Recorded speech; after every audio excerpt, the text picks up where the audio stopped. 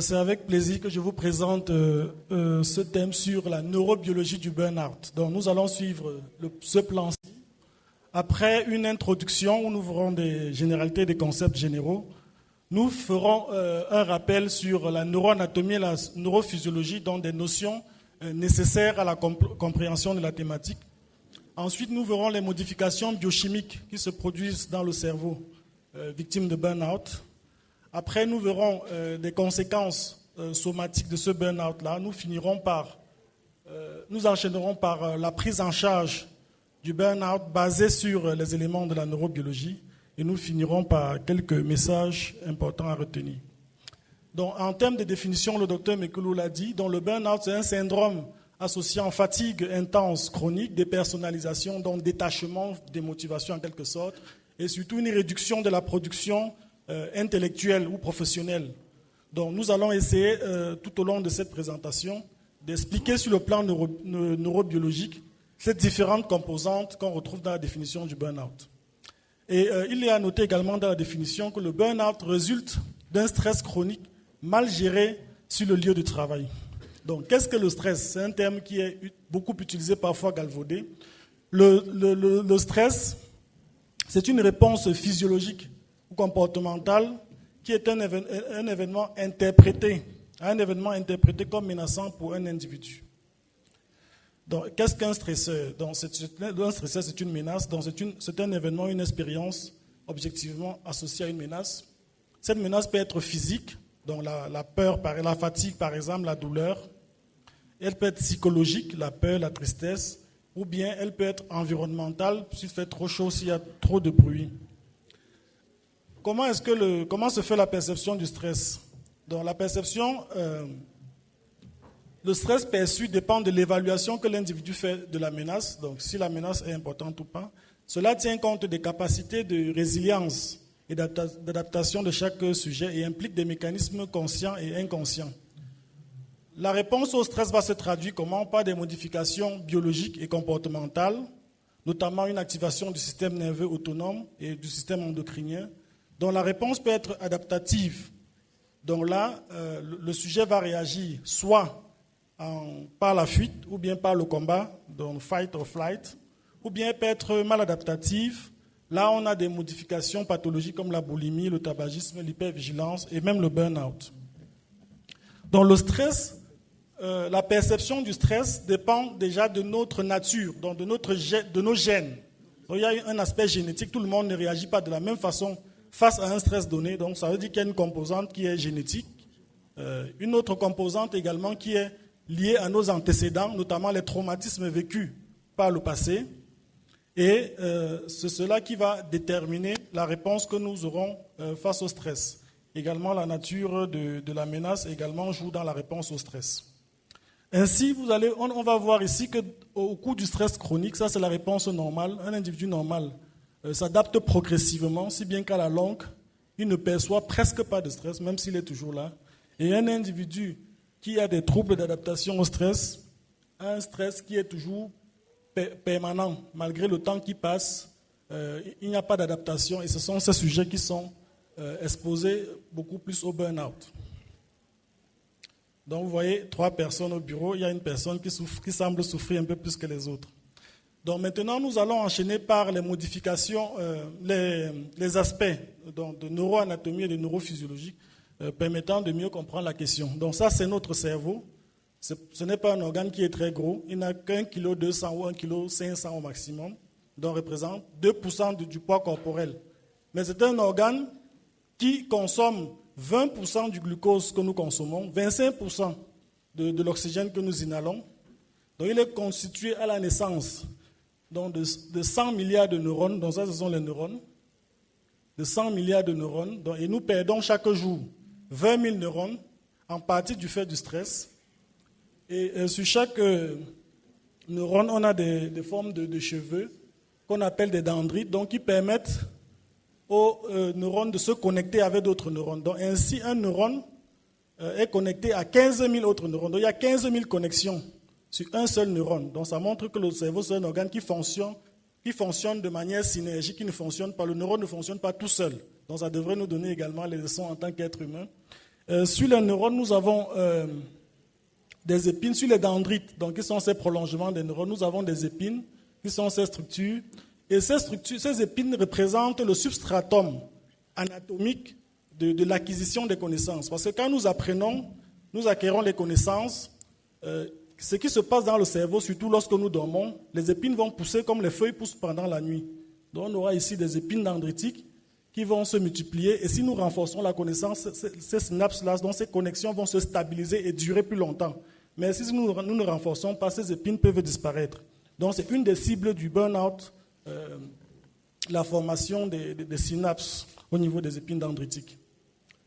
Donc, au niveau du cerveau, comme je l'ai présenté précédemment, on a ici le lobe frontal, donc qui a des fonctions particulières, dont la principale fonction du lobe préfrontal, c'est les fonctions exécutives. Donc, c'est ce lobe qui permet à nos chers maîtres ici présents de prendre des décisions, de gérer les organismes et les institutions. Pourquoi? Parce que c'est ce lobe qui permet l'anticipation, la planification, la flexibilité mentale, l'inhibition des informations, des afférences non pertinentes et permet de prendre des décisions raisonnées. En fait, c'est le siège de la raison. Ça, c'est le siège de la raison. Et opposé à cela, on a un autre cerveau plus ancien, donc qui est le système limbique, qui est le cerveau des émotions, avec ici une structure qu'on appelle l'amygdale cérébrale, qui confère à toutes les sensibilités une tonalité. Tout ce que nous percevons, l'amygdale va attribuer une tonalité, soit positive, donc une émotion, soit positive, soit négative, soit positive, donc toutes les perceptions. Et c'est de là que naissent les émotions. Donc à côté, on a l'hippocampe, qui est une structure impliquée fortement dans la mémoire, notamment la mémoire épisodique. Et nous tous, nous savons que l'émotion est liée à la mémorisation. On ne peut pas mémoriser ce qui n'entraîne pas chez nous une émotion. Donc il y a une sorte de relation un peu parfois conflictuelle entre ces deux structures. Pour descendre ici, on a des structures au niveau du tronc cérébral, dont notamment les centres végétatifs qui permettent d'assurer la réponse au stress, dont les modifications végétatives dont on a parlé précédemment. Donc ici, c'est une autre diapositive qui montre plus en détail ces structures. Donc ici, je parlais des interactions. Donc, en temps normal, le cortex préfrontal exerce une action inhibitrice sur les structures limbiques, donc permettant à la raison de prendre le dessus. Mais il existe également une interaction. Donc, pour finir ces rappels, on va parler du lobe insulaire. Vous voyez qu'il y a un lobe qui était caché. Donc, il faut écarter les lèvres du sillon latéral pour pouvoir découvrir qu'il y a un autre cortex qui se cache en dessous, qui est le cortex insulaire. Donc ce cortex insulaire, comment est-ce qu'il intervient? Le cortex insulaire, en fait, se situe entre les deux entités que nous avons présentées précédemment. Donc lui, il va représenter un centre d'intégration multimodale, donc des afférences sensorielles, des afférences viscérales. Donc tout cela, ça entre dans le processus de prise de décision. Des afférences viscérales, des afférences affectives, des afférences cognitives. Donc le cortex insulaire va réaliser cette synthèse-là pour pouvoir permettre la prise de décision. Soit on s'éloigne d'une personne, par exemple une personne qu'on voit, en fonction de ses caractéristiques, des émotions qu'elle entraîne, soit on s'éloigne d'elle, soit on se rapproche d'elle. Donc c'est une forme de synthèse qui se fait au niveau du cortex insulaire.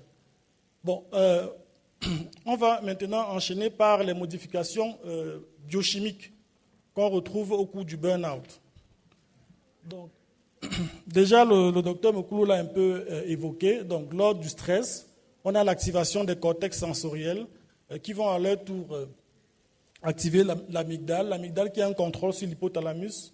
Donc, le système nerveux est très hiérarchisé sur l'hypothalamus qui va libérer une hormone qu'on appelle l'hormone corticotrophic releasing factor, donc qui va activer au niveau de l'hypophyse la libération d'une hormone, l'ACTH, qui au niveau de la glande surrénale libère le cortisol. Donc avant le burn-out, on a une très forte concentration de cortisol dans le sang, on a une hypercortisolémie. Le cortisol à la phase aiguë, c'est bien, ça permet d'augmenter la glycémie, de faire face à la menace. Mais quand ça devient chronique, ça pose des problèmes parce que le cortisol va également agir sur les structures corticales et entraîner des dommages comme on le verra par la suite.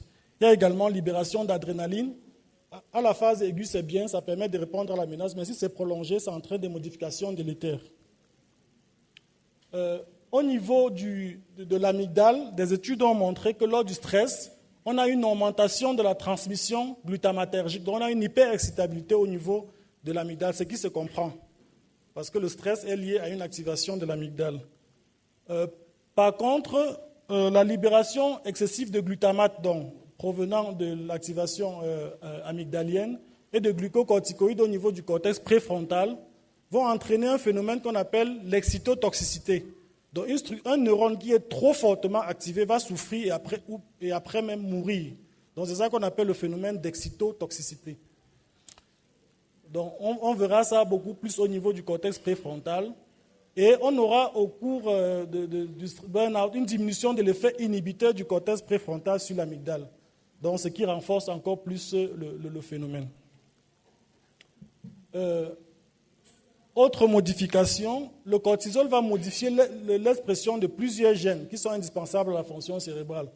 On aura notamment l'hyperméthylation des gènes de transporteurs de la sérotonine, des récepteurs du cortisol et des gènes du BDNF. Donc, le BDNF, c'est une hormone très importante, un facteur très important, le Brain Derived Neurotrophic Factor. Donc, c'est un facteur qui est favorable à la suivi neuronale. Donc, dans le burn-out, on a une diminution du taux de BDNF.